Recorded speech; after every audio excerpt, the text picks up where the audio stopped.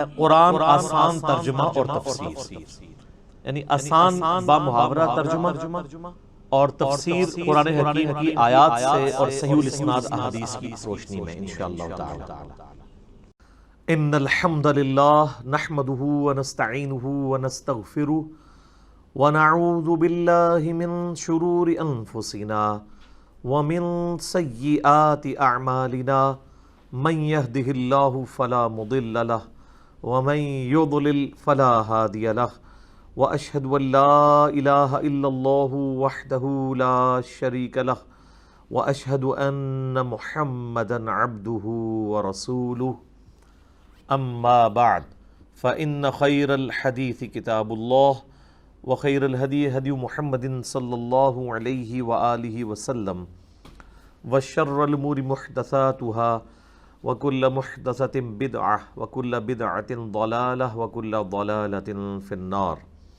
اعوذ باللہ السمیع العلیم من الشیطان الرجیم من ہمزہ ونفخہ ونفثہ بسم اللہ الرحمن الرحیم رب اشرح لی صدری ویسر لی امری واحلل عقدۃ من لسانی یفقہوا قولی۔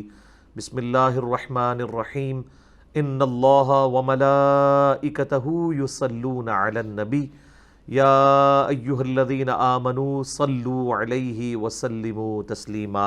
اللہم صلی علی محمد وعلی آل محمد کما صلیت علی ابراہیم وعلی آل ابراہیم انک حمید مجید۔ اللہم بارک علی محمد وعلی آل محمد کما بارکت علی ابراہیم وعلی آل ابراہیم انک حمید مجید۔ اللہم ربنا آتنا فی الدنیا حسنہ وفی الآخرۃ حسنۃ وقنا عذاب النار۔ لا الہ الا انت سبحانک انی کنت من الظالمین۔ حسبنا اللہ ونعم الوکیل۔ یا حی یا قیوم برحمتک استغیث ولا حول ولا قوة الا باللہ العلی العظیم۔ ربنا آتنا من لدنک رحمہ وہیئ لنا من امرنا رشدا۔ آمین۔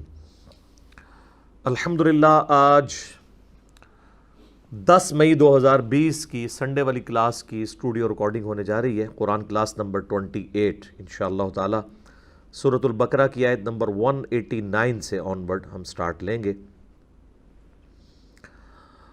اعوذ باللہ من الشیطان الرجیم بسم اللہ الرحمن الرحیم۔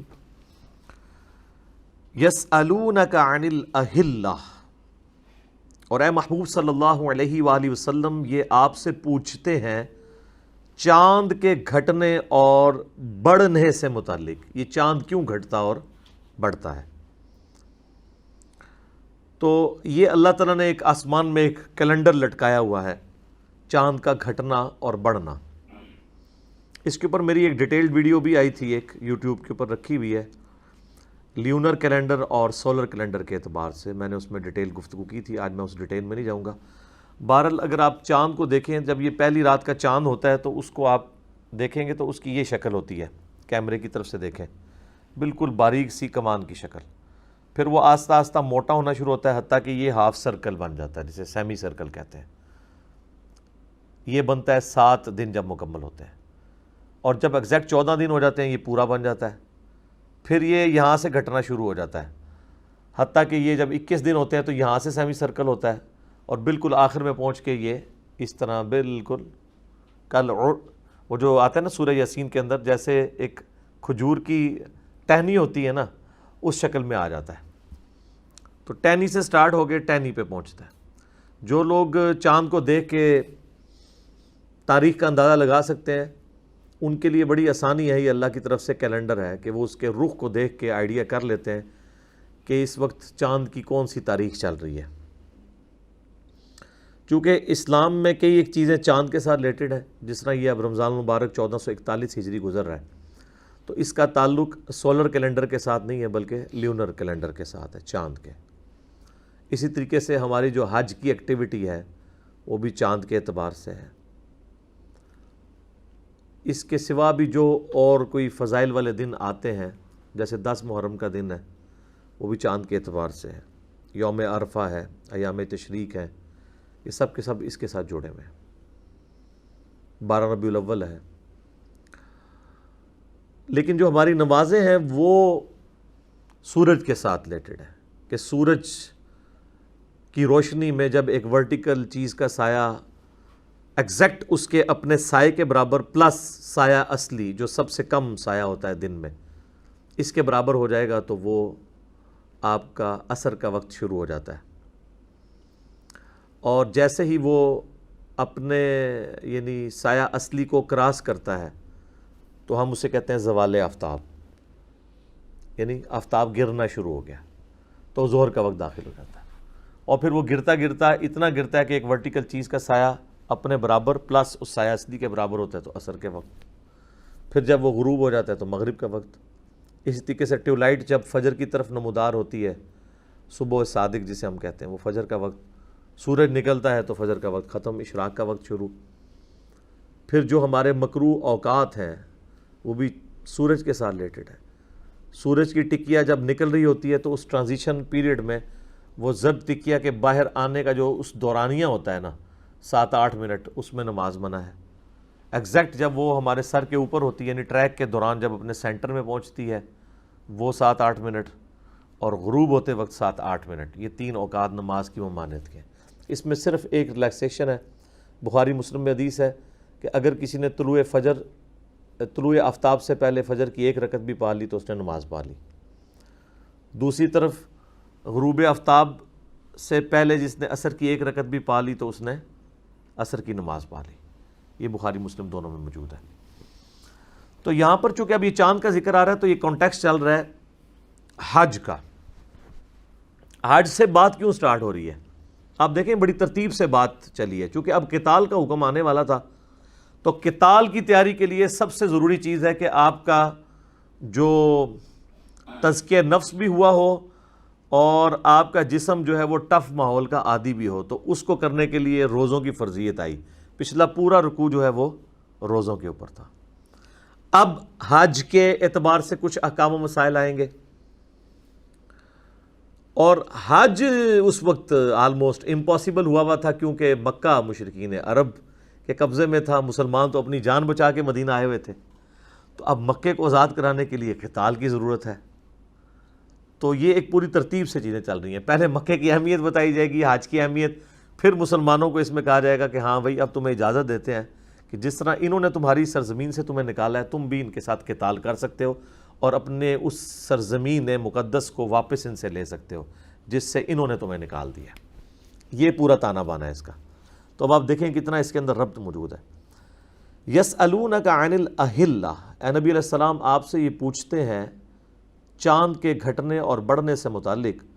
قل ہی مواقیت للناس والحج، تو فرما دیجئے کہ یہ چاند کا گھٹنا اور بڑھنا یہ اس لیے ہے کہ اس سے اوقات کی علامتیں ظاہر ہوں. حج کے لیے لوگ آتے ہیں، ان کو یہ پتہ چل جائے کہ اچھا یہ اب شوال کا مہینہ شروع ہو گیا، اب یہ ذی قعدہ کا مہینہ شروع ہو گیا، اس کے بعد ذوالحجہ کا مہینہ آئے گا. یہ 4 مہینے حج کے اعتبار سے امپورٹنٹ ہوا کرتے تھے. محرم کے فوراً بعد شوال، اور پھر اس کے بعد ذی قعدہ، اور پھر ذوالحجہ، یعنی رمضان المبارک کے فوراً بعد شوال، ذی قعدہ اور ذوالحجہ. تو یہ جو 3 مہینے تھے نا، شوال، ذی قعدہ اور ذوالحجہ، ان کو حج کے مہینے کہا جاتا تھا کیونکہ لوگوں کے پاس اس وقت تیزی سے سفر کرنے والی کوئی گاڑیاں یا جہاز تو نہیں ہوتے تھے. تو لوگ رمضان کے فوراً بعد ہی حج کے لیے نکل پڑتے تھے، دور دراز کے جو لوگ ہیں. بلکہ جب یہ بعد میں کام پھیلا پھر تو اگلے حج کے لیے اس حج میں تیاریاں شروع ہو جاتی تھی. 4-5 مہینے کے لیے لوگ سفر کرتے تھے. تو یہ لوگوں کے لیے وقت کے اعتبار سے اللہ نے یعنی علامت مقرر کی ہے اس چاند کو. وَلَيْسَ الْبِرُّ بِأَن تَأْتُوا الْبُيُوتَ مِنْ ظُهُورِهَا، اور یہ کوئی نیکی نہیں ہے کہ کوئی شخص اپنے گھر کے پچھلے دروازے سے داخل ہو. وَلَكِنَّ الْبِرَّ مَنِ اتَّقَى، بلکہ نیکی تو دراصل یہ ہے کہ کوئی اللہ سے تقوی اختیار کرے، اللہ سے ڈرنے کی روش اختیار کرے. وَأْتُوا الْبُيُوتَ مِنْ أَبْوَابِهَا، اپنے گھروں میں داخل ہوا کرو ان کے اصلی جو دروازے ہیں، جو سامنے والے فرنٹ دروازے ہیں انہی سے ہی، وَاتَّقُوا اللَّهَ، اور اللہ سے ڈرو، لَعَلَّكُمْ تُفْلِحُونَ، تاکہ تم فلاح پا جاؤ۔ اصل میں یہ ایک ٹریڈیشن تھی وہاں پہ مشرکین عرب میں، صحیح بخاری میں اس کی ڈیٹیل آتی ہے کہ ایک دفعہ جب وہ اپنے گھر سے حج یا عمرے کا احرام باندھ کے نکلتے تھے نا، تو ان میں یہ عقیدہ تھا کہ اگر ہم ایک دفعہ گھر کے دروازے سے باہر نکل گئے ہیں نا، تو اب کوئی چیز اگر وہ گھر بھول گئے ہیں نا تو گھر واپس نہیں آ سکتے، اور اگر واپس آئیں گے نا تو گھر کے پچھلے دروازے سے انٹری ماریں گے، سامنے سے نہیں، کیونکہ ادھر سے تو ایک دفعہ نکل چکے ہیں۔ تو جس طرح ادھر بھی کئی ایک چیزیں یعنی لوگوں نے مشہور کی ہوتی ہیں، یعنی آپ دیکھ لیں ہمارے اسلام کے اندر بھی جو لوگ اعتکاف بیٹھتے ہیں ان کے بارے میں ہوتا ہے کہ جن کپڑوں میں آپ نے اعتکاف بیٹھنا ہے نا، انہی میں اٹھنا ہے، تو وہ پھر انہی گندے کپڑوں میں پسینے بدبودار اسی طریقے سے نہ ان کو علماء نہانے دیتے ہیں، بلکہ کئی لوگ تو ناخن بھی نہیں کاٹتے اس میں، نہ خوشبو لگاتے ہیں، نہ غسل کرتے ہیں، وہ کہتے ہیں نہیں صرف فرض غسل کر سکتے ہیں، اس کے سوا نہیں کر سکتے۔ تو یعنی ایک چیزوں کو بڑا مشکل بنا کے پیش کیا ہوتا ہے، تو یہ پہلے بھی تھا اس طرح۔ تو اب دیکھ لیں اسلام تو اس طرح کی ساری متس جو ہے نا ان کو توڑتا ہے کہ یہ تم نے خام خواہ اس کو تقویٰ بنایا ہوا ہے، یعنی اصل جو چیز ہے، جس طرح یہاں پہ بھی ہمارے معاشرے کے اندر تقوی کی علامت جو ہے نا وہ انسان کی سچائی، دینداری، حقوق العباد کی پاسداری، اسی طریقے سے حسن اخلاق، یہ نہیں ہے، بلکہ یہ دیکھا جاتا ہے اس کی داڑھی کتنی بڑی ہے، اور پگڑی کس سٹائل کی ہے، بہت بڑی، اور ٹوپی کتنے اونچے ترے والی ہے، پورے جو سامنے کے سارے جس کو کہتے ہیں نا آپ گیٹ اپ، اس کے اندر پورے کا پورا دین داخل ہوا ہوتا ہے ظواہر کے اندر۔ تو وہ بخاری شریف میں آتا ہے کہ وہ پچھلے دروازے سے داخل ہوتے تھے، اور گھروں میں پچھلے دروازے تو ہوتے ہی نہیں تھے، یعنی بیک سائڈ سے وہ دیوار پھلانگ کے اندر آیا کرتے تھے۔ سب کے پاس تو اتنی بڑی مکان تو نہیں ہوتے کہ ان کے دو دروازے ہوں، تو کتنی وہ تکلیف کاٹتے تھے اور اس کو نیکی سمجھتے تھے۔ تو اللہ نے فرمایا یہ کون سی نیکی تم نے بنائی ہوئی ہے؟ نیکی یہ نہیں ہے کہ کوئی پچھلے دروازے سے داخل ہو، یا آج کے دور میں کہا جائے گا کہ نیکی یہ نہیں ہے کہ گندے مندے کپڑوں میں اعتکاف بیٹھے رہو، بلکہ تقویٰ تو یہ ہے کہ تم اللہ تعالیٰ کا خوف اختیار کرو، اور اگر گھروں میں داخل ہونا ہے، کوئی چیز بھول گئے ہو، واپس آنا پڑ گیا، تو انہی دروازوں سے داخل ہو جن دروازوں سے تم لوگ نکل کے گئے تھے، اس میں کیا مسئلہ ہے؟ وَقَاتِلُوا فِي سَبِيلِ اللَّهِ الَّذِينَ يُقَاتِلُونَكُمْ وَلَا تَعْتَدُوا، اور قتال کرو اللہ کی راہ میں ان لوگوں کے ساتھ جنہوں نے تمہارے ساتھ قتال کیا، تم سے لڑے، وَلَا تَعْتَدُوا، لیکن ان کے ساتھ زیادتی نہیں کرنی، ان اللہ لا يحب المعتدین، بے شک اللہ تعالیٰ زیادتی کرنے والوں کو پسند نہیں کرتا۔ یہ جو اکثر بتایا جاتا ہے نا جی محبت اور جنگ میں سب کچھ جائز ہے، یہ بھی اس کے خلاف ہے یہ آیت، کہ جنگ میں بھی سب کچھ جائز نہیں ہے، ایک خاص لیول تک آپ جا سکتے ہیں، اس سے آگے نہیں۔ مسلم شریف میں ڈیٹیل حدیث ہے کہ نبی علیہ السلام جب بھی کوئی لشکر روانہ کرتے تو فرماتے کہ بچوں کو قتل نہیں کرنا، عورتوں کو قتل نہیں کرنا، کوئی درخت نہیں توڑنا، ٹھیک ہے، جو لوگ میدان جنگ میں نہیں آئے ہوئے ان کو قیدی نہیں بنانا۔ یہ نہیں ہے کہ آپ نے ایک شہر فتح کیا ہے تو جو لوگ آپ سے لڑنے کے لیے وہ تو چند ایک لوگ تھے، اب جو شہر کے اندر عوام ہے اس عوام کو اپنا غلام نہیں بنانا۔ آپ دیکھ لیں، ورنہ تو مسلمانوں کی لونڈیاں لاکھوں کی تعداد میں ہوتی ہیں اگر یہی ہوتا۔ یہ لونڈیاں صرف وہ عورتیں تھیں جو میدان جنگ میں مسلمانوں سے لڑنے کے لیے اپنے مردوں کے شانہ بشانہ میدان جنگ میں آئی ہوئی تھی، بارڈر کے اوپر، ان کو لونڈیاں بنایا گیا، لیکن ان کے بھی حقوق ہیں کہ جو خود کھانا ہے وہ ان کو کھلانا ہے۔ اس میں بھی کہا گیا کہ ان عورتوں کو آزاد کرو اور ان کے ساتھ خود نکاح کر لو، ان کو ایک آزاد عورت والا سٹیٹس دو، تو یہ اللہ کے نزدیک پسندیدہ ہے۔ باقی جو اپنے علاقوں میں لوگ رہ رہے ہیں، نہ وہ غلام بنائے جائیں گے، نہ ان کی عورتیں لونڈیاں بنائی جائیں گی، صرف یہ ہوگا کہ وہ جزیہ دے کے رہیں گے، اور جزیہ ایک ٹیکس تھا جو وہ وصول کیا جاتا تھا مسلمانوں کی جانب سے، کافروں سے، اس کے اگینسٹ وہ ان کی حفاظت کرتے تھے، اور اگر کوئی علاقہ مسلمان خالی کرتے تھے تو وہ ان کو اس سال کا جزیہ واپس کر دیتے تھے کہ اب ہماری کوئی ذمہ داری نہیں، یہ اپنے جو 4 دینار ہیں، 4 سونے کے سکے سال میں دیے جاتے تھے، یہ پاس رکھو اپنے۔ تو اس وقت کے قبائلی دور میں جب ہر وقت قتل و غارت کا خطرہ لگا رہتا تھا، 4 دینار کے عوض پورے سال کی آپ کی سیکیورٹی اگر مل جائے تو کوئی مہنگی نہیں ہے۔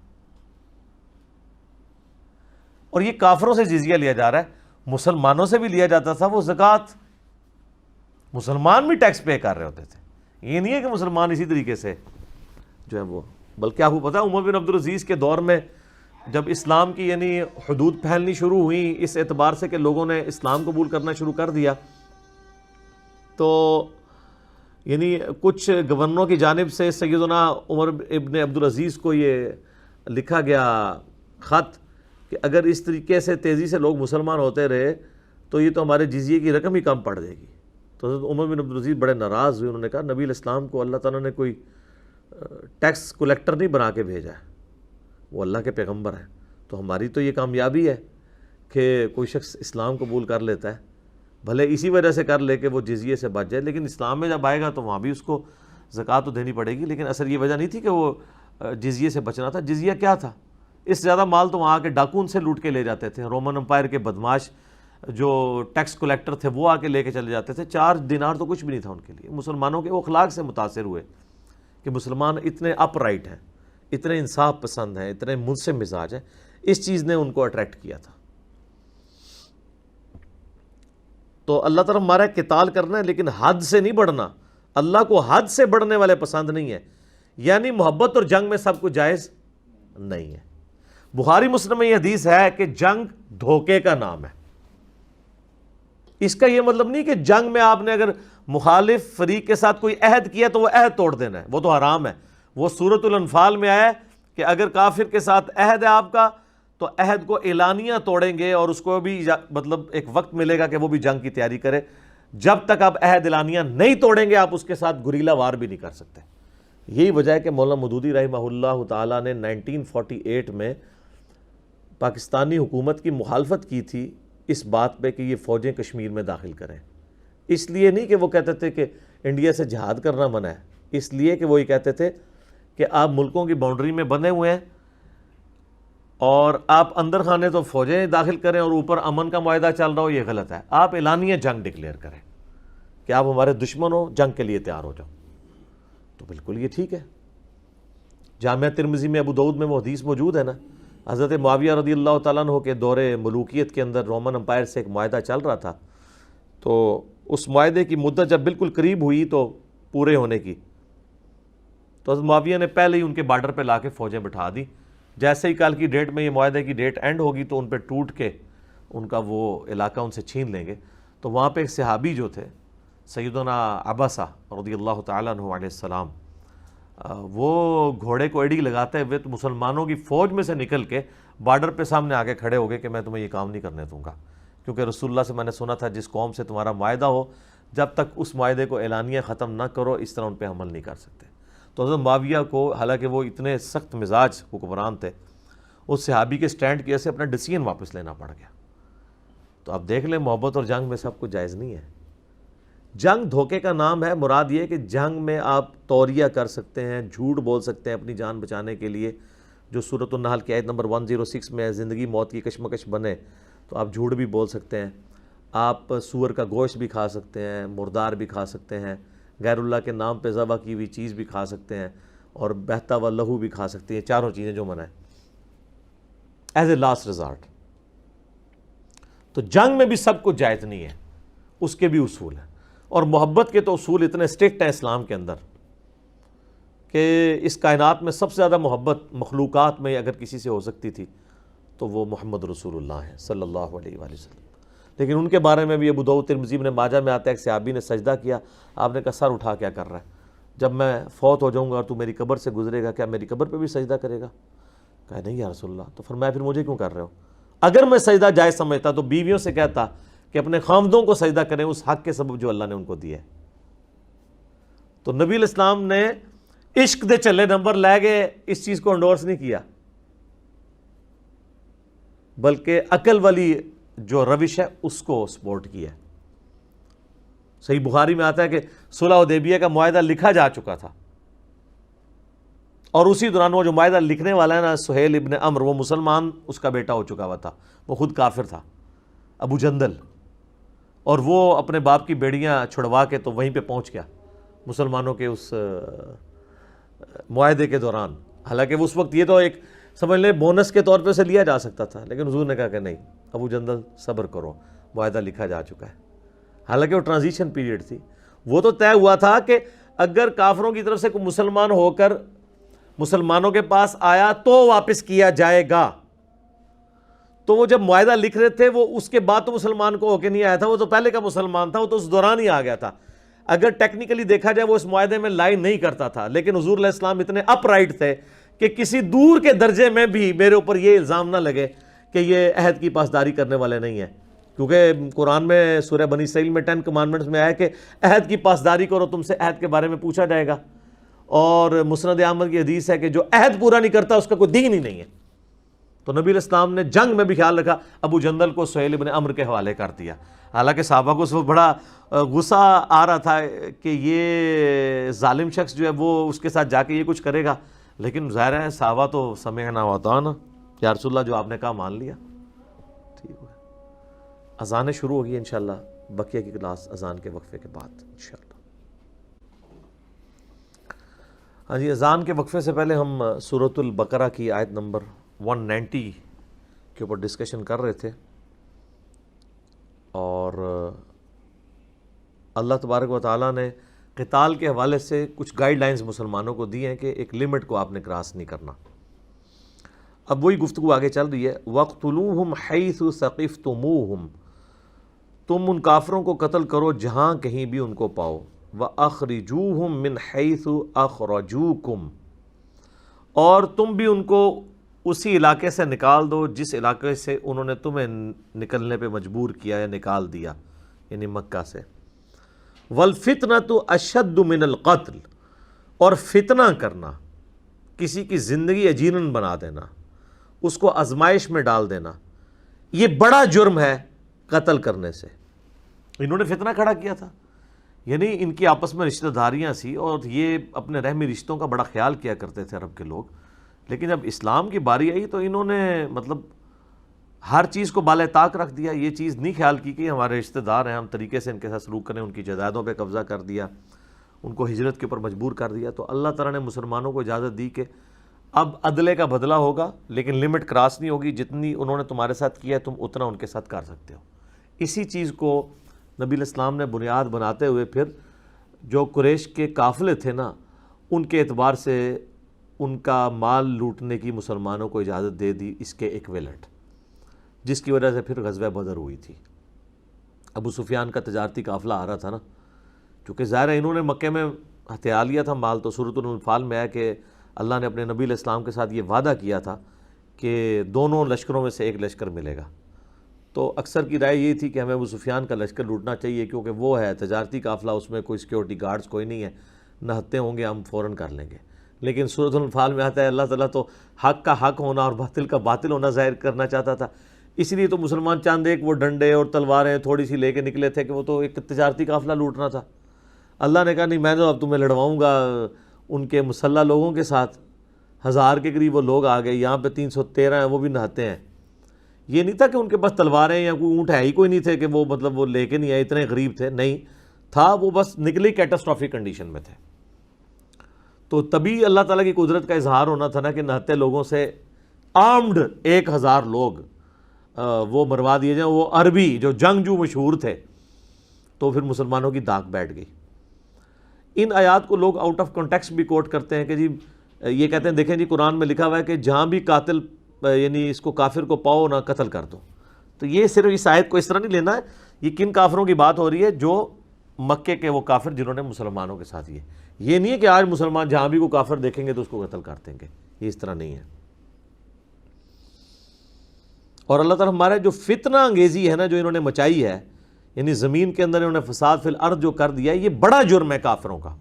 تو اس سے یہ بات پتہ چلی کہ بڑے جرم کو مٹانے کے لیے کبھی کبھار قتال کرنا پڑتا ہے۔ جیسے آپ نے اگر کسی کے اپینڈکس ریموو کرنا ہے تو آپ کو نشتر چلانا پڑے گا، کیونکہ آپ بڑی کاز کے لیے کر رہے ہیں۔ نشتر چلنے سے تو اس سے تھوڑی تکلیف ہوگی، اتنا حصہ جلد کا کٹ جائے گا، بعد میں ریکور ہو جائے گا، لیکن اگر اپینڈکس اندر پھٹ گیا تو بندہ ہی فارغ۔ تو ایک شخص جو جان سے جا رہا ہے اس کو بچانے کے لیے اگر اس کا آپریشن کر لیا جائے، بائی پاس کر لیا جائے یا کوئی اور، تو یہ چیز اس کے لیے سود مند ہے۔ یہاں پہ بھی اللہ تعالیٰ ہمارا کہ فتنے کو مٹانے کے لیے قتال کرنا ضروری ہے. اور اگر کوئی کہے نا کہ لڑائی بری بات ہے تو یہ دیکھو کہ یہ لڑائی جو ہے وہ لڑائی برائے لڑائی نہیں ہے بلکہ فتنے کو مٹانے کے لیے ہے.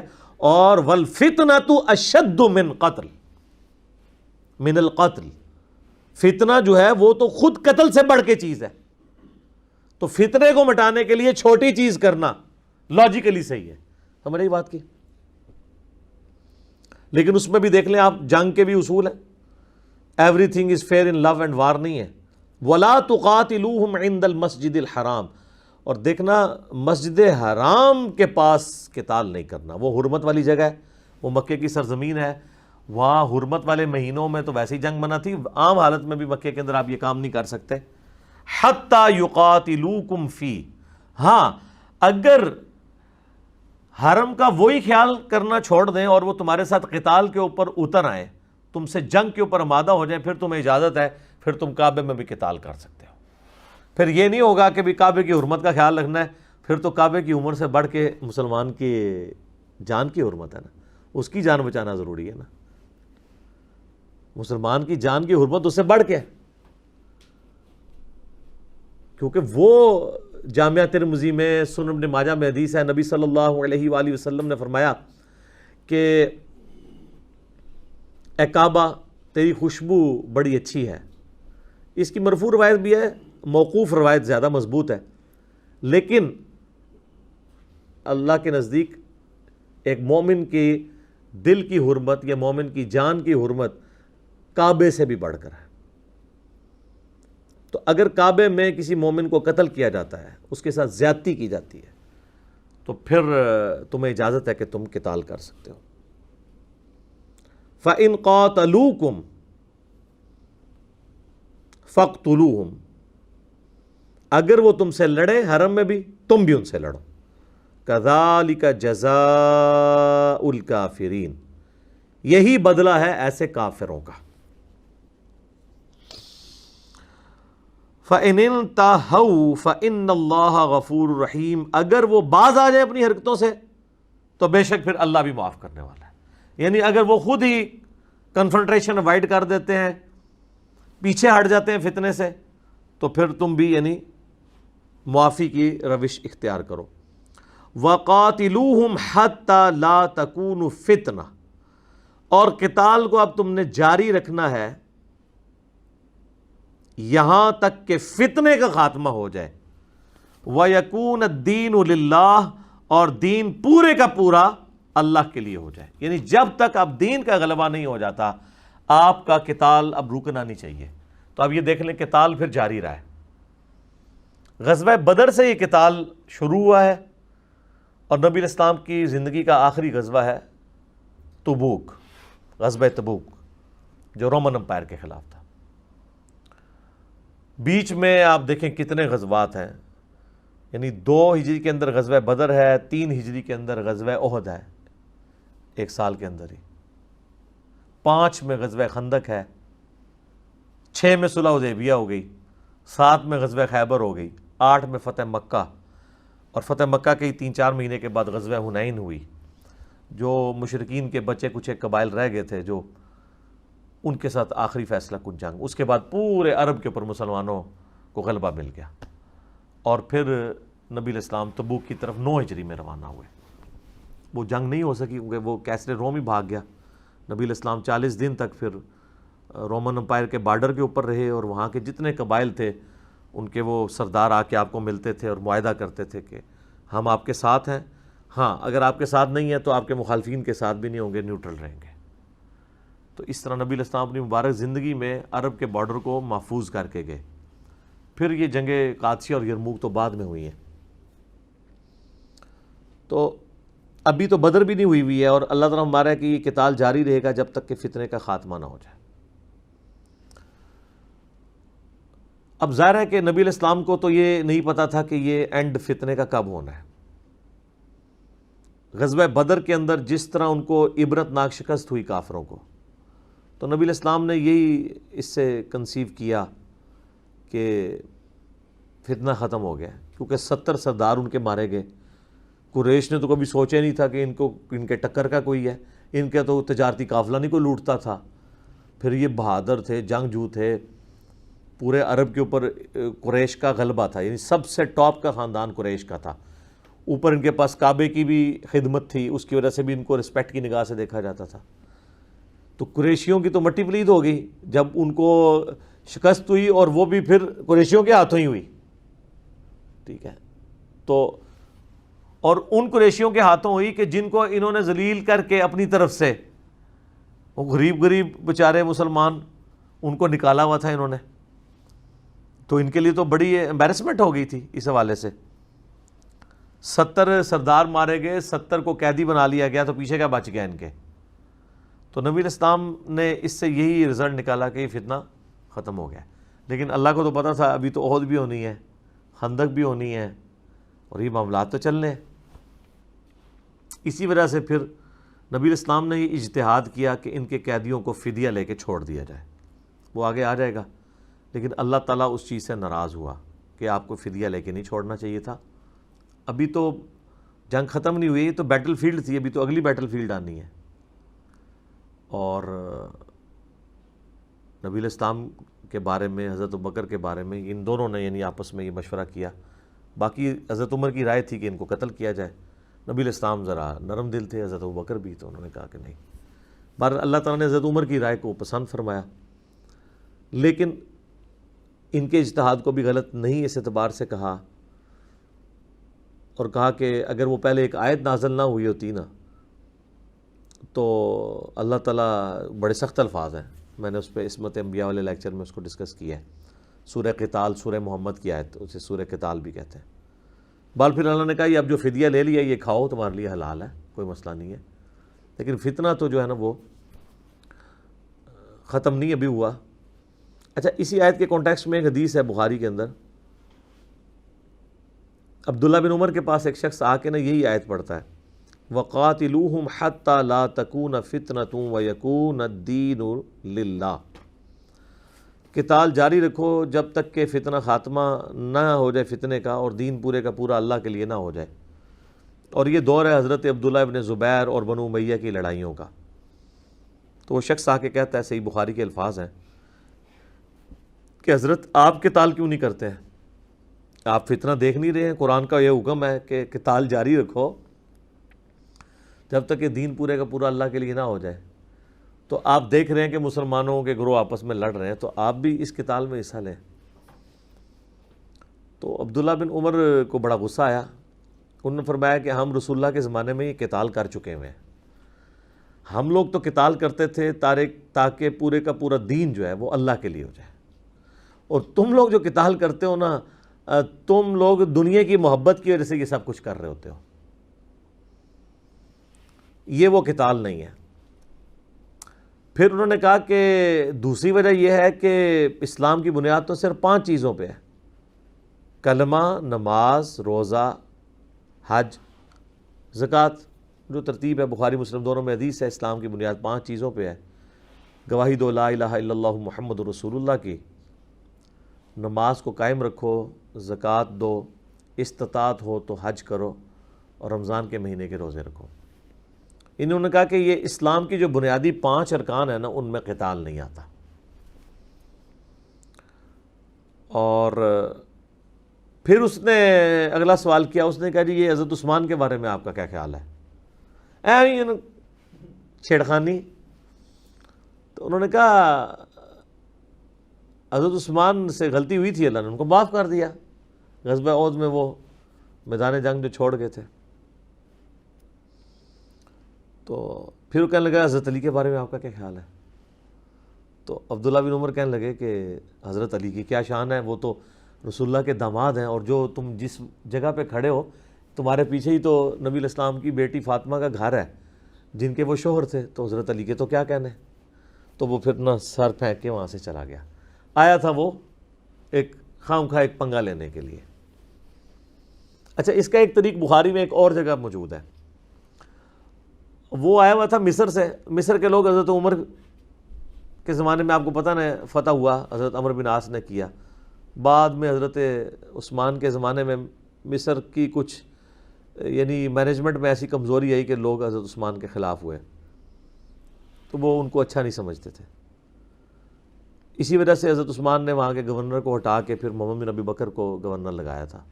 پھر آگے سے وہ سارا سلسلہ شروع ہو گیا مروان بن حکم والا.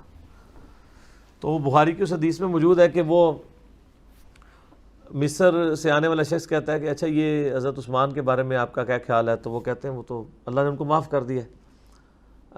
تو وہ کہتا ہے کہ یہ بتائیے کہ کیا عثمان احد میں بھاگ نہیں گیا تھا؟ تو عبداللہ بن عمر کہتے ہیں ہاں. اور عثمان جو ہے وہ بدر میں بھی شامل نہیں تھا؟ ان کا ہاں. اور عثمان جو ہے وہ اصحاب شجرہ میں بھی شامل نہیں ہے صلح حدیبیہ کے موقع پر؟ تو عبداللہ بن عمر نے کہا ہاں وہاں پہ بھی نہیں تھے عثمان. تو وہ کہتا ہے اللہ اکبر، یعنی حضرت عثمان سے بغض رکھنے والا ہوتا ہے. تو عبداللہ بن عمر اس کو بلاتے ہیں، کہتے ہیں ادھر آ، یہ تو نے مجھ سے پوچھا، میری پھکی بھی لے کے جانا جواب. ان کا تو نے جو پہلی بات کی نا کہ غزوہ احد میں وہ بھاگ گئے تھے، تو سورہ آل عمران میں اللہ تعالیٰ نے ان کو معاف کر دیا. جب اللہ نے معاف کر دیا تو پھر معاملہ ختم ہو گیا. رہا بدر والا معاملہ، تو وہ رسول اللہ کی اجازت سے نہیں آئے تھے، کیونکہ نبی علیہ السلام کی جو بیٹی تھی وہ ان کے عقد میں تھی اور وہ بیمار تھی، وہ ان کی تیمارداری کر رہے تھے. خیر وہ اس بیماری میں فوت بھی ہو گئی. پھر حضور نے دوسری بیٹی اپنی دے دی ان کو، اسی لیے ذو النورین کہا جاتا ہے. تو انہوں نے کہا نبی علیہ السلام نے اس کے باوجود کہ حضرت عثمان غزوہ بدر میں شامل نہیں تھے، ان کو بدری صحابی کے طور پہ ٹریٹ کیا اور بدر کے مال غنیمت میں سے بھی ان کو حصہ دیا، انشور کرنے کے لیے کہ کل کو یہ نہ کوئی کہے کہ وہ بدری نہیں ہے، کیونکہ بدری صحابی ہونا تو بہت بڑی فضیلت ہے. صحیح مسلم میں حدیث ہے نا کہ حضرت جبرائیل حضور کے پاس آئے تو حضور نے کہا کہ جبرائیل نے کہا یا رسول اللہ آپ کے صحابہ میں مراتب کیسے ہیں صحابہ کے؟ تو انہوں نے کہا سب سے افضل بدر والے ہیں اصحاب، اس کے بعد احد والے ہیں، پھر اصحاب شجرہ، اور اس طرح یعنی ترتیب کے ساتھ.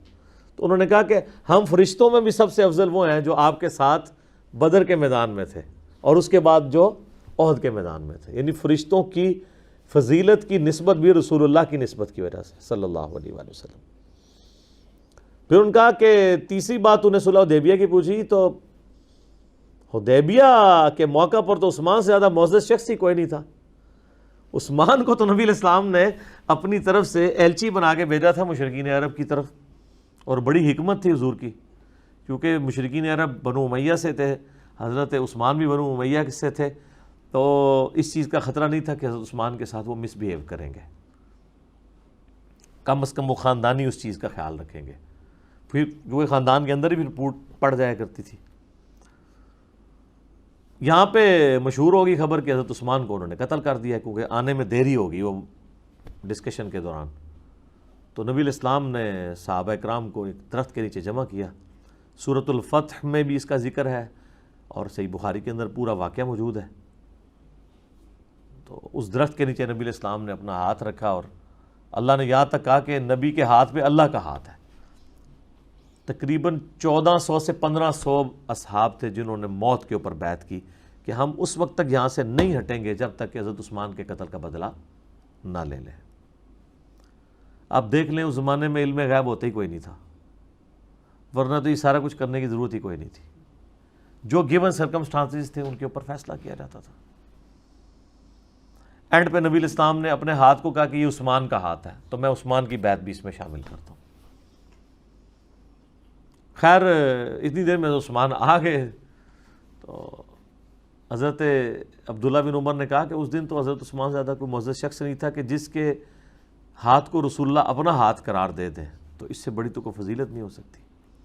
تو وہ بھی اسی آیت کے کانٹیکسٹ میں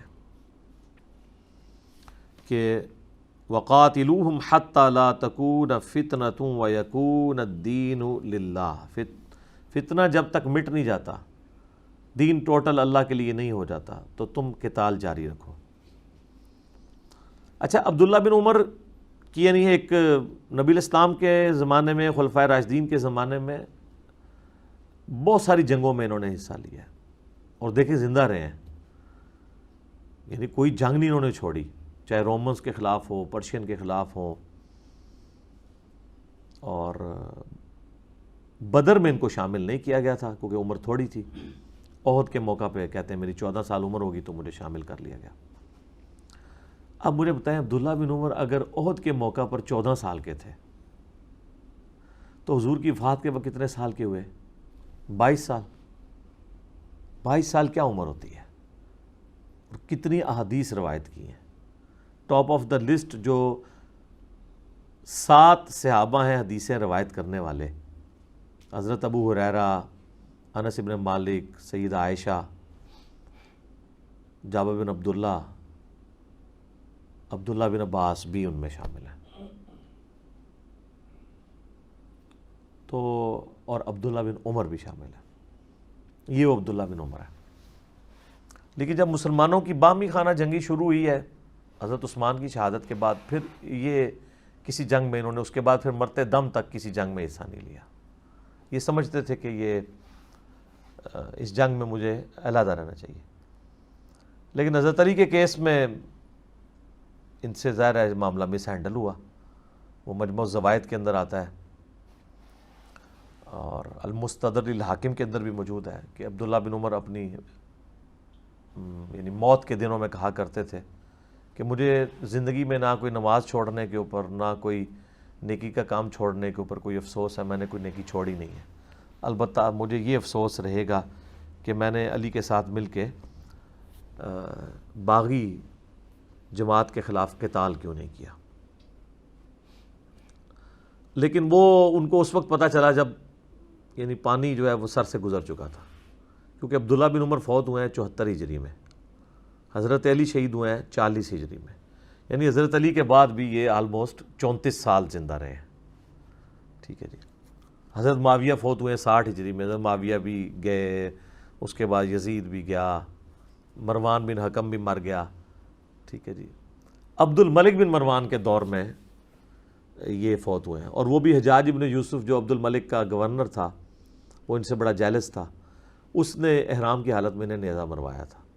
اسی لیے بخاری میں آتا ہے کہ جب وہ ان کی تیمارداری کرنے آیا بستر مرگ کے اوپر تھے یہ، اور کہا کہ مجھے پتہ چل جائے نا آپ کا قاتل کون ہے تو میں اسے نہ چھوڑوں، تو عبداللہ بن عمر نے پھر تقیتاً بات کی، انہوں نے کہا میرا قاتل تو وہ ہے جس نے احرام کی حالت میں لوگوں کو آلات جنگ لانے کی اجازت دی ہے، رسول اللہ نے تو اس کی اجازت نہیں دی تھی، یعنی تم ہو میرے قاتل۔ تو آخری وقت میں وہ آل امیہ جن کے خلاف حضرت عبداللہ بن عمر جنگ کرنے کو سمجھتے تھے کہ لاس ہوگا، جب وہ انہی کے ہاتھوں شہید ہوئے، ان کو زخم لگوایا گیا، تو اپنی بیماری کے دنوں میں ان کو اس چیز کا احساس ہوا کہ ہمیں حضرت علی کا ساتھ اس وقت دینا چاہیے تھا۔ تو لہٰذا عبداللہ بن عمر کے حوالے سے جو لوگ پیش کرتے ہیں نا بخاری مسلم کی حدیث کے، جب یزید کی لوگ بیعت توڑ رہے تھے تو وہ لوگوں کو سمجھاتے تھے بیعت نہ توڑو، تو وہ بیچارے اس وقت سمجھا رہے تھے جب ان کو پتہ ہی نہیں تھا یہ کام کیا ہو رہا ہے، کیونکہ جو بیعت توڑ رہے تھے وہ انجینئر صاحب کی ویڈیوز نہیں دیکھ کے توڑ رہے تھے، وہ بھی تو صحابہ تابعین نہیں تھے نا، جو عبداللہ بن عمر جن کو سمجھانے گئے تھے کہ یزید کی بیعت نہ توڑو، تو آخر ان کا بھی تو کوئی موقف تھا، وہ بھی صحابہ تابعین تھے، ان کا موقف یہ تھا کہ حضرت حسین کو انہوں نے اب شہید کر دیا ہے، اس کے بعد اگر ہم نے اس وقت دب کے بیعت ان لوگوں کی کر بھی لی تھی تو اب ہم کس بنیاد کے اوپر اس بیعت کو نبھائیں جب انہوں نے نبی علیہ السلام کے نواسے کو شہید کر دیا۔ اس لیے پھر وہ یزید نے مدینے پہ حملہ کیا، واقعہ ہررا ہوا، پھر کعبے پہ بھی چڑھائی کی، یہ سارے معاملات ہوئے۔ تو یہ عبداللہ بن عمر سے چونکہ یہ چیزیں جڑی ہوئی تھی اس لیے میں نے اس کو بیان کر دیا۔ باقی آپ ہمارا کربلا والا ریسرچ پیپر پڑھ لیتا، آپ کو سب کچھ پتہ چل جائے گا۔ فَإِنِ انْتَهَوْا فَلَا عُدْوَانَ إِلَّا عَلَى الظَّالِمِينَ، اگر وہ باز آ جائیں تو سمجھ لو کہ سختی کسی پر جائز نہیں مگر ظالموں کے لیے، یعنی اگر بیک فوٹ پہ چلے جائیں پھر یہ کام نہیں کرنا۔ حتیٰ کہ سورۃ الانفال میں آیا کہ اگر میدان جنگ میں کافر تمہیں صلح کی آفر کرے، صلح قبول کر لو۔ صلح کی آفر وہ اس طرح نہیں ہوتی تھی کہ وہ برابری کی بنیاد پہ ہوتی تھی، یعنی وہ ایکسیپٹ کر لیتے تھے کہ بھی ہم جزیہ دینے کے لیے تیار ہیں، ہم پیچھے چلے جاتے ہیں، جس طرح رومن امپائر نے کر لیے۔ پرشین امپائر کیوں ختم ہوئی ہے؟ یہ آخری وقت تک لڑتے رہے، ظاہر ہے یہ بھی بڑے جنگجو لوگ تھے، یہ انہوں نے مسلمانوں سے ہار نہیں مانی، جزیے پہ آمادہ نہیں ہوئے، تو دیکھ لیں صفحہ ہستی سے ہی مٹ گئے۔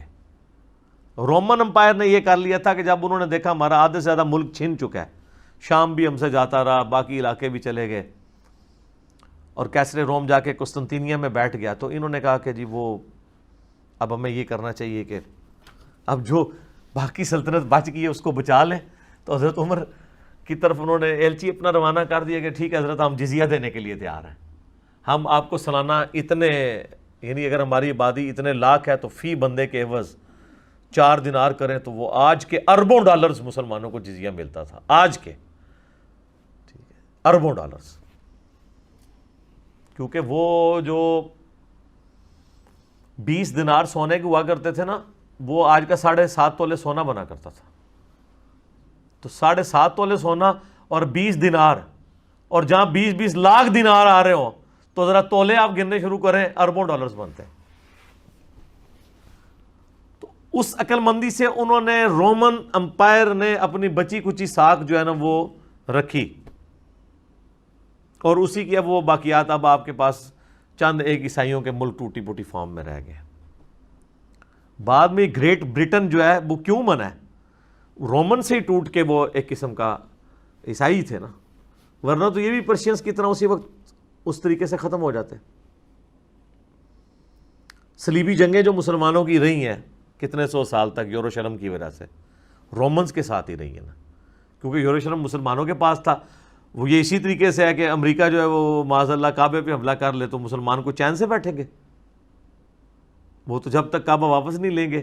تو ظاہر ہے یروشلم وہ عیسائی سمجھتے تھے ہماری متبرک جگہ ہے، مسلمانوں کے پاس ہے تو ہم یہ لیں گے۔ انہوں نے 1-2 دفعہ کوشش کی بیچ میں لینے کی، وہ پھر صلاح الدین ایوبی نے دوبارہ سے فتح کر لیا، ٹھیک ہے۔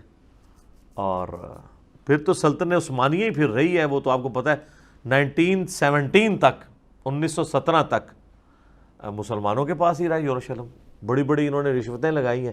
سلطنت عثمانیہ کو ختم اس لیے کیا گیا تھا کہ تاکہ یہودی اور عیسائی جو ہے وہ یعنی یروشلم کے اوپر دوبارہ سے اپنا قبضہ کر سکے۔ تو مسلمانوں نے اس کی، چونکہ مسلمان تینوں جگہ کو اپنا حرم سمجھتے ہیں، بیت اللہ کو، مسجد اقصیٰ کو اور مسجد نبوی شریف کو، تو وہ اس وقت جب یہ پہلی جنگ عظیم میں مسلمان جنگ ہار گئے، یعنی سلطنت عثمانیہ ٹوٹ گئی، پھر یہ 40 کے قریب ملک بنے، 3 براعظموں پہ پھیلی ہوئی تھی، میڈیٹرینین سی کے سارے طرف، ایشیا والا حصہ بھی، یورپ والا حصہ بھی، سب سلطنت عثمانیہ کے پاس تھا۔ پھر 1923 میں ایک معاہدہ لکھا گیا جو اب 2023 میں ختم ہونا ہے۔ اس کے بعد ٹرکی جو ہے وہ اپنا تیل بھی نکال سکتا ہے، اور وہ جو قسطنطینیہ کی جو استنبول کی گزرگاہ ہے وہاں سے وہ ٹیکس بھی وصول کر سکتا ہے۔ ابھی تو اس کو عالمی گزرگاہ ڈکلیئر کیا ہوا ہے، اربوں ڈالرز اس سے کما سکتا ہے وہ۔ تو وہ یہ جو ابھی انہوں نے ایک ڈرامہ سیریل بھی ڈب کروائی ہے ارطغرل کے نام سے، ہمارے پی ٹی وی والوں نے، میں تو ویسے بڑا حیران ہوں یہ جرأت کی کس طرح انہوں نے، کیونکہ امریکہ اور یورپ میں تو اس کے اوپر سختی سے پابندی ہے، کیونکہ وہ سمجھتے ہیں کہ اس کے ذریعے مسلمان اپنے ماضی کو یاد کر کے دوبارہ سے ڈومیننسی حاصل کرنے کی کوشش نہ کریں۔ اس کے اندر انہوں نے یہی تو دکھایا کہ سلطنت عثمانیہ کس طریقے سے بننا شروع ہوئی ہے، جب رومنز کے ساتھ صلیبی جنگیں بھی تھی، تاتاری بھی مسلمانوں پہ مسلط تھے، اور پھر اس دوران اس طریقے سے مسلمان نکلتے ہیں اور پھر وہ 3 براعظموں کے اوپر اپنی حکومت کو قائم کرتے ہیں گریجولی۔ ایک دن میں نہیں ہوا، یہ تو 200-300 سال لگے ہیں۔ حتیٰ کہ قسطنطینیہ جو تھا، استنبول جس کو بعد میں نام دیا گیا، وہ سلطنت عثمانیہ کے ہی ایک 5ویں یا 6ٹھے بادشاہ تھے سلطان محمد فاتح، تو 9ویں صدی ہجری میں انہوں نے وہ فتح کیا تھا، تو یعنی یہ ارطغرل کی اولاد میں سے ہی تھے۔ تو بات کہاں سے کہاں نکل گئی؟ اللہ تبارک و تعالیٰ نے فرمایا کہ اگر کوئی زیادتی پہ نہیں اترتا تو آپ لوگوں نے زیادتی پہ قائم نہیں رہنا، آپ نے معافی کی روش اختیار کرنی ہے۔ الشہر الحرام بالشہر الحرام، حرمت والا مہینہ حرمت والے مہینے کا بدلہ ہے۔ یعنی حرمت والے مہینے 4 تھے، آپ کو پتہ ہے نا، جن میں جنگ بنا تھی۔ کون سے؟ 3 کنزیکٹیو تھے، ذوالقعدہ، ذوالحجہ اور محرم، اور چوتھا رجب۔ اس میں کافر بھی جنگ نہیں کیا کرتے تھے، کبھی کرنی پڑتی تھی تو ہوشیاری کرتے تھے، وہ کہتے تھے اس دفعہ محرم جو ہے نا وہ چلا گیا ہے رمضان کی جگہ پہ، تو وہ پھر جس کو کہتے ہیں کتا لال کر لیا۔ پھر اللہ تعالیٰ نے نبی الاسلام کی برکت سے اس کو آپ کے آخری حج کے موقع پہ وہ اتنی دفعہ وہ الٹریشن پرفارم ہوئی کہ وہ اپنی اصلی جگہ پہ آ گیا، اس لیے آپ نے فرمایا کہ زمانہ گھوم گھما کے وہیں پہ واپس آ گیا ہے کہ سال میں 12 مہینے ہیں، 4 حرمت والے ہیں، اب کوئی ان کو چینج نہیں کرے گا۔ سورہ توبہ میں بھی 4 مہینوں کا ذکر موجود ہے۔ تو اگر حرمت والے مہینے میں بھی کافر جنگ کرے نا، پھر تم نے یہ نہیں کہنا کہ ہم نے شریف بن کے ہی رہنا، نہیں، جنگ کرو گے۔ والحرمات قصاص، اور باقی جو معاملات ہیں ان کے اندر بھی جو چیزیں وہ اسی برابری کے مطابق ہوں گی، جیسے کان کے بدلے کان، دانت کے بدلے دانت، آنکھ کے بدلے آنکھ۔ فَمَنِ اعْتَدَىٰ عَلَيْكُمْ فَاعْتَدُوا عَلَيْهِ بِمِثْلِ مَا اعْتَدَىٰ عَلَيْكُمْ، پھر جو کوئی تم پر زیادتی کرے تو تم پر بھی یہ اللہ تعالیٰ نے تمہیں اجازت دی ہے کہ تم اس پر اتنا ہی معاملہ اس کے ساتھ کر سکتے ہو جتنی اس نے کی ہے، یعنی اس سے بڑھ کے نہیں ہونی چاہیے۔ وَاتَّقُوا اللَّهَ، اور دیکھنا اللہ سے ڈرنا، وَاعْلَمُوا، اور جان لو، أَنَّ اللَّهَ مَعَ الْمُتَّقِينَ، اللہ تعالیٰ پرہیزگاروں کے ساتھ ہے۔ یعنی میدان جنگ میں بھی تقوی کی روش نہیں چھوڑنی ہے، ورنہ اللہ کی تائید اٹھ جائے گی تم سے۔ وَأَنفِقُوا فِي سَبِيلِ اللَّهِ، اور خرچ کرو اللہ کی راہ میں، وَلَا تُلْقُوا بِأَيْدِيكُمْ إِلَى التَّهْلُكَةِ، اور اپنے ہاتھوں سے اپنے آپ کو تباہی میں مت پھینکو۔ وَأَحْسِنُوا، اور اچھے کام کرو، إِنَّ اللَّهَ يُحِبُّ الْمُحْسِنِينَ، بے شک اللہ تعالیٰ پسند کرتا ہے نیکوکاری کی روش اختیار کرنے والوں کو۔ اچھا، یہ جو آیت نمبر 195 کا یہ حصہ ہے نا، وَلَا تُلْقُوا بِأَيْدِيكُمْ إِلَى التَّهْلُكَةِ، اپنے ہاتھوں سے اپنے آپ کو تباہی میں مت ڈالو، یہ اس کانٹیکسٹ میں بات ہو رہی ہے جو اس سے پیچھے اسی آیت میں ہے، وَأَنفِقُوا فِي سَبِيلِ اللَّهِ وَلَا تُلْقُوا بِأَيْدِيكُمْ إِلَى التَّهْلُكَةِ، اپنے ہاتھوں سے ہی اللہ کی راہ میں خرچ کر دو اور اپنی جان کو اپنے ہاتھوں سے ہلاک نہ کرو۔ مراد کیا؟ جو لوگ اللہ کی راہ میں پیسہ خرچ نہیں کرتے وہ اپنی جان کو ہلاکت میں ڈال رہے ہیں، خودکشی کر رہے ہیں، کیونکہ جو اللہ کی راہ میں خرچ کر رہے ہیں وہ تو اللہ کے بینک میں سٹور ہو رہا ہے۔ یہ ایک جنرل رول ہے، یہاں تو آیا انفاق سبیل اللہ پہ، ہر جگہ یہ اپلائی ہوگا کہ کوئی شخص اپنے ہاتھوں سے اپنی جان کو ہلاک نہیں کر سکتا۔ سگریٹ بھی اس میں آئے گا، نشہ بھی اس میں آئے گا، خودکشی بھی اس میں آئے گا، اور جان بوجھ کے میدان جنگ میں کودنا جو جنگ کہیں بنتی نہیں ہے وہ بھی اس میں آئے گا، خودکش حملہ بھی اس میں آئے گا۔ یہ ساری چیزیں حرام ہیں، اگرچہ تعویل خاص کے اعتبار سے یہ انفاق فی سبیل اللہ کے لیے، کہ جو اللہ کی راہ میں خرچ نہیں کرتا گویا وہ اپنے آپ کو ہلاکت میں ڈال رہا ہے۔ کیوں؟ وہ اپنا مال جو ہے اللہ کی بارگاہ میں خرچ کر کے ہمیشہ کی زندگی حاصل کرتا۔ بخاری مسلم دونوں میں حدیث ہے، انسان پوری زندگی کہتا رہتا ہے میرا مال میرا مال میرا مال، حالانکہ تیرا مال تو وہ ہے جو تو نے کھا لیا یا پہن کر بوسیدہ کر دیا، باقی تو تیرے ورثاء کا مال ہے، یا پھر تیرا مال وہ ہے جو تو نے اللہ کی راہ میں خرچ کر کے آخرت کے دن کے لیے محفوظ کر لیا، آخرت کے دن کے لیے محفوظ ہو گیا، وہ بھی تیرا مال ہے۔ پھر بخاری مسلم میں وہ بھی حدیث ہے، نبی صلی اللہ علیہ وآلہ وسلم نے فرمایا انسان کے 3 دوست ہیں، 2 اس کی قبر تک جا کے واپس آ جاتے ہیں، ایک ہی قبر میں ساتھ جاتا ہے، اس کے مال اور رشتہ دار یہ قبر سے باہر باہر رہ جاتے ہیں۔ مال قبر تک جا سکتا ہے کہ آپ کو کسی بہترین سی گاڑی میں بٹھا کے تو وہاں جا کے اتار دیں، رشتہ دار بھی وہاں تک اتار دیں، لیکن قبر کے اندر کچھ نہیں جا سکتا، قبر کے باہر باہر رہے گا۔ مال لگ سکتا ہے قبر کے باہر، خوبصورت قبر بن جائے، ماربل لگ جائیں اس کے اوپر، بڑی مہنگے والی گھاس، آپ ذرا اسلام آباد کے قبرستان میں جا کے دیکھیں، دل خوش ہو جاتا ہے قبریں دیکھ کے، یقین کریں، نہیں سونی قبراں نے، لیکن وہ باہر ہی سونیاں نے، اندر کا معاملہ جو ہے نا وہ کوئی نہیں چینج کر سکتا۔ اللہم اجرنا من النار، اللہم انی اسألک جنت الفردوس، آمین۔ اللہم انی اعوذ بک من عذاب جہنم ومن عذاب القبر ومن فتنة المحیا والممات ومن شر فتنة المسیح الدجال، آمین ثم آمین۔ تو جو کچھ بھی آپ کو انویسٹمنٹ کر سکتے ہیں نا وہ باہر والے حصے میں کر سکتے ہیں، اندر نہیں۔ اور میں 3 دوست ہیں، 2 باہر ہی رہ جائیں گے، مال اور رشتہ دار، اور اندر ایک ہی جائے گا، مال۔ پھر بخاری میں حدیث ہے جب میت کو چرپائی پہ رکھا جاتا ہے تو بری میت کلام کرتی ہے، زمین و آسمان کی ہر مخلوق اس کی آواز سنتی ہے سوائے جنوں اور انسانوں کے، اور اگر یہ سن لیں تو یہ بے ہوش ہو جائیں، وہ چیخ کے کہتی ہے مجھے کہاں لے کے جا رہے ہو، ڈر جاتی ہے نا۔